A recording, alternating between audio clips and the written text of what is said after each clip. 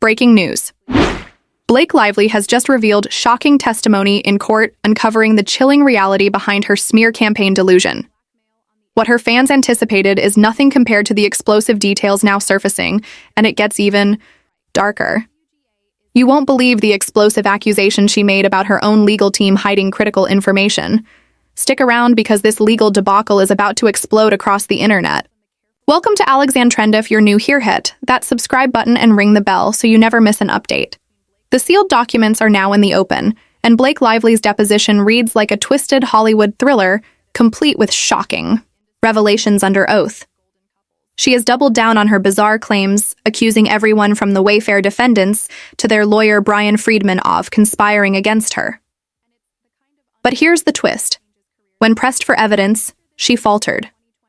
Outside of her lawyer's conversations, she couldn't provide proof and instead made a statement that reeks of legal loopholes. Let's be clear. This isn't just about emotions or feelings. Blake's entire case revolves around a dark and tangled narrative filled with lawsuits, retaliation, critics, villains, and the apparent incompetence of her own legal team. A conspiracy on a grand scale. But the real question remains, why? Isn't it time she addresses the glaring issue? Blake's own attorney repeatedly objected during her testimony, desperately trying to prevent her from revealing the truth. But the big question remains, what is she really hiding? Blake's claim that statements from Friedman felt incredibly retaliatory isn't just far-fetched, it's a last-ditch attempt that exposes a massive flaw in her entire case. Let's break this down. If emotions could determine courtroom outcomes, every celebrity with a bruised ego would be able to manipulate the justice system to their advantage. But here's the hard truth. The internet isn't prepared for the fact that under her twisted logic, Blake's own actions would qualify as retaliation 100 times over. Remember when she subpoenaed a critic's location data for over a year just because they called out her controversial legal moves? Where's the outrage over that? The hypocrisy here is staggering, and it only gets worse. Blake's legal team isn't just fumbling, they're falling apart in real time. By trying to paint this lawsuit as some smear campaign, she's attempting to rewrite history, positioning herself as the victim, while disregarding the mountain of damning evidence against her. The courtroom isn't a stage for her drama, and the judge isn't buying her act. In fact, he already struck her deposition from the record, a rare embarrassing blow that shows just how weak her case truly is. And yet, she persists. Why? Because this isn't about justice anymore, it's about control. The Wayfair team's attorney-client privilege shield didn't just hold up, it exposed the emptiness of Blake's entire narrative. She can't point to a single email, tweet, or sworn statement that proves her supposed campaign against her.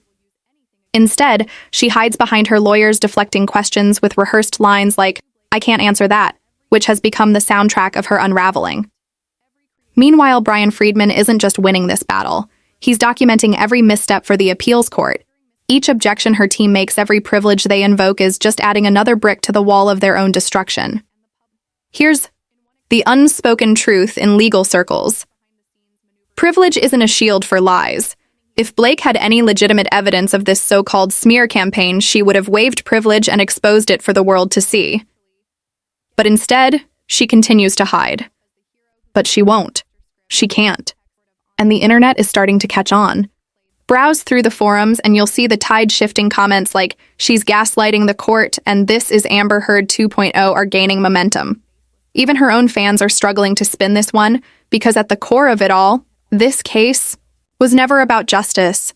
It's about punishing critics and seizing control of the narrative. It's a playbook we've seen time and time again, from Depp to Heard and every failed defamation suit in between. But this time, the receipts aren't just missing, they're flat out non-existent. The judge's patience is wearing thin, the media's skepticism is growing, and Blake's credibility is collapsing faster than a poorly timed apology video. And perhaps the most damning detail of all, Ryan Reynolds' silence. The man who built a career on charisma, wheat, and PR genius hasn't tweeted, liked, or even whispered support for her legal crusade. In Hollywood, that's not a simple red flag, it's a 5-alarm fire. If even he's staying away from this mess, what does that tell you? The true bombshell of this entire legal fiasco isn't Blake Lively's baseless accusations, it's her utter detachment from reality. a delusion so profound that it's reshaping her public image in real time. When she insists under oath that this so-called smear campaign is ongoing, despite zero evidence, zero witnesses, and zero supporting documents, we're no longer witnessing a legal defense. We're watching a psychological collapse, a celebrity meltdown of epic proportions. Her claims have gone from questionable to downright dangerous. She's built a house of cards on the flimsiest foundation imaginable, her own unchecked paranoia. Think about the sheer absurdity of it all. She's accusing entire law firms, media giants, and random internet users of conspiring to destroy her. Yet, when pressed for specifics in deposition, her only response is a robotic, "I can't answer that," hiding behind attorney-client privilege, like a child cowering behind a parent's legs. But here's what she's not telling you. Privilege doesn't apply to facts and lead to communications. If these so-called conspirators were real, she could name them without violating privilege. The fact that she won't or can't speaks volumes. Meanwhile, the legal world is watching closely, taking notice in ways that should be sending chills down. Her legal team's spine's prominent First Amendment lawyers are now publicly drawing comparisons between this case and some of Hollywood's most notorious frivolous lawsuits.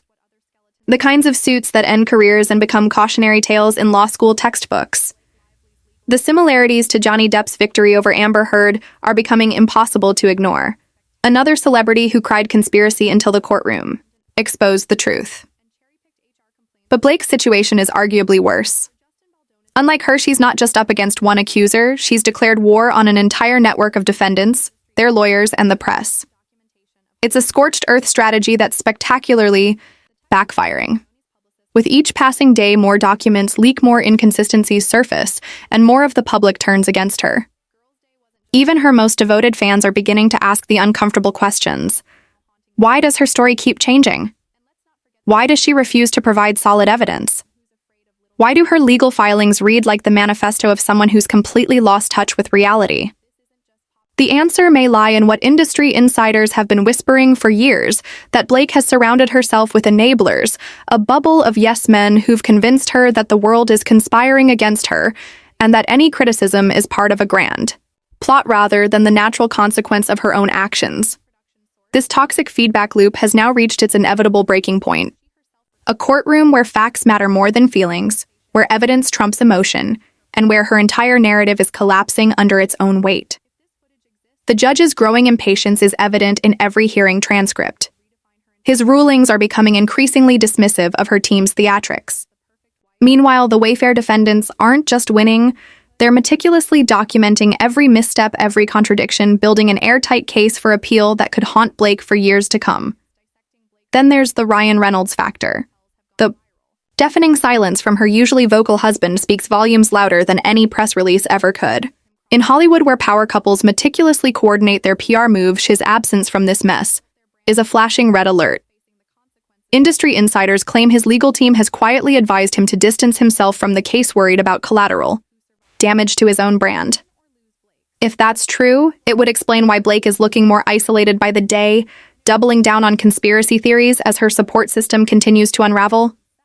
The saddest part? None of this had to happen. Had she walked away early, this whole debacle might have slipped into obscurity. But by choosing to wage this battle in the most public and self-destructive way possible, she's turned a minor legal issue into a career-defining disaster zone that will likely be referenced whenever future Hollywood scandals arise. The discovery process has become a nightmare for her team. With each new document, dump more inconsistencies in her story surface. Legal analysts are predicting we're just weeks away from a breaking point, either a humiliating settlement or a courtroom defeat. So catastrophic that it could completely alter her future in the industry. Please subscribe my channel.